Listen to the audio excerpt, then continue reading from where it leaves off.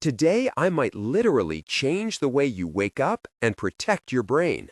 On the Seniors Health Podcast, we combine decades of clinical practice with simple, everyday actions to help people over 60 live with more clarity and less risk. And today, we will focus on how small morning habits fight memory loss and improve your brain. I am your host, and I work with geriatric teams and families to turn medical evidence into doable routines.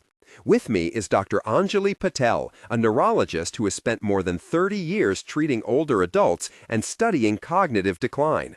The real danger is often not a dramatic collapse, but the quiet choices we make in the first hour of the day. We will list 5 morning habits you can change starting tomorrow, and the 2 final items on that list are the most powerful and most overlooked. If you are over 60 or you love someone who is, please stay to the end. This can make a measurable difference.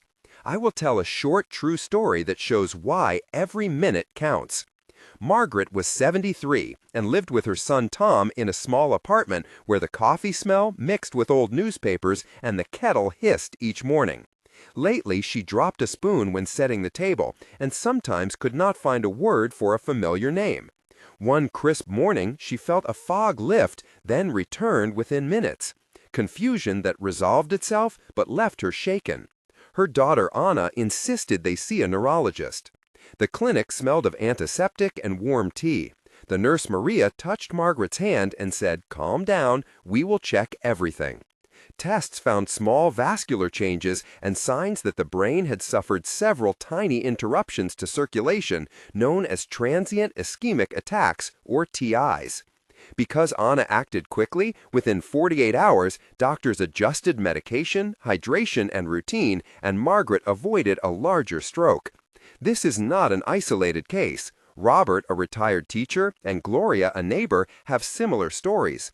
And those near misses teach us that memory loss and cognitive decline are often preventable, or at least slowed by simple habits. If this story moved you, you are not alone. Many listeners have seen subtle signals and ignored them. Please write in the comments if you or someone you love has noticed mornings when words slip away or balance falters. A simple reply like, "Yes, my father is 72," or "Yes, my mother dropped a cup," will help build a community that notices patterns and acts early. Your comment could prompt another family to seek a checkup, and that could save thinking and independence. Thank you for sharing. Now let us hear from Dr. Patel about the signs and causes and what to do first. Presenter, I want to start with a basic question. What should someone pay attention to in the morning that might indicate early memory trouble or risk for stroke? Dr. Patel. The most important things are sudden changes in speech balance and coordination, and also brief lapses in memory, like forgetting a simple word or where you put something. Presenter. How long do these lapses have to last before they are serious? Dr. Patel. Even a minute matters if it is new and sudden because it might be a transient ischemic attack and the window of intervention is crucial. Presenter. Some listeners worry that forgetting names is just normal aging. How can they tell the difference? Dr. Patel. Normal aging is slow and gradual. Sudden changes are the red flags. Presenter. What role does dehydration play in memory and stroke risk? Dr. Patel. Overnight dehydration thickens the blood, increases coagulation, and can raise blood pressure, all of which stress circulation in vulnerable brains. Presenter. Many seniors take anticoagulant or blood pressure medications. Should they change how they take them in the morning? Dr. Patel. Never adjust meds without consulting a physician, but timing matters. Taking some medications with a little water and food can reduce lightheadedness and prevent morning blood pressure spikes. Presenter. You mentioned cortisol and morning stress. How does that affect the brain? Dr. Patel.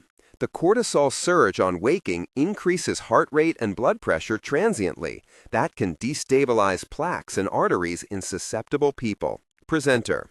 For family caregivers, what simple checks can they do at home in the first hour of the day? Dr. Patel. Watch for slurred speech, one-sided weakness, sudden confusion, and check blood pressure and hydration. Presenter. If someone experiences a brief episode, what is the immediate action? Presenter. Call emergency services or go to urgent care and mention transient neurological symptoms. Time matters, and early treatment can prevent larger events. Presenter: Thank you, doctor. Those are practical steps people can use right away.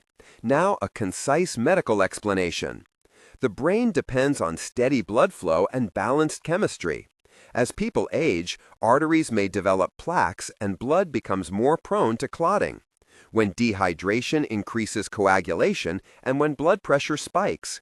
Studies in journals such as Lancet Neurology and the European Journal of Neurology show that the first 48 hours after transient symptoms are a critical window. TIAs are often silent warnings that precede strokes, and they also correlate with accelerated cognitive decline if left unaddressed. Risk factors include uncontrolled blood pressure, poor hydration, atrial fibrillation, and inconsistent medication adherence. Now, the promised list: 5 morning habits that commonly worsen memory and brain health, and what to do instead. 1. Skipping fluids on waking. Many seniors delay drinking until coffee. Cause: overnight dehydration thickens blood. Effect: increased risk of clot formation and cognitive fuzziness. Action: drink a full glass of water within 5 to 10 minutes of waking. Taste the cool water, feel it ease across your tongue, and notice the lightness in your chest. 2. Taking medications strictly on an empty stomach without guidance. Some drugs can lower blood pressure suddenly. Cause: rapid drop in circulation. Effect: faintness, confusion, and reduced brain perfusion. Action: talk to your doctor about timing and take meds with a sip of water or a light protein snack. 3. Immediate heavy activity like rushing to clean or climb stairs. Cause: sudden blood pressure spikes and dizziness. Effect: transient drops in brain perfusion. Action: begin with 2 minutes of gentle seated exercises. Feel your feet press against the floor. Notice the hum of the heater or the creak of the chair as you stand slowly. 4. Drinking strong coffee on an empty stomach, late morning, fasting, or erratic eating.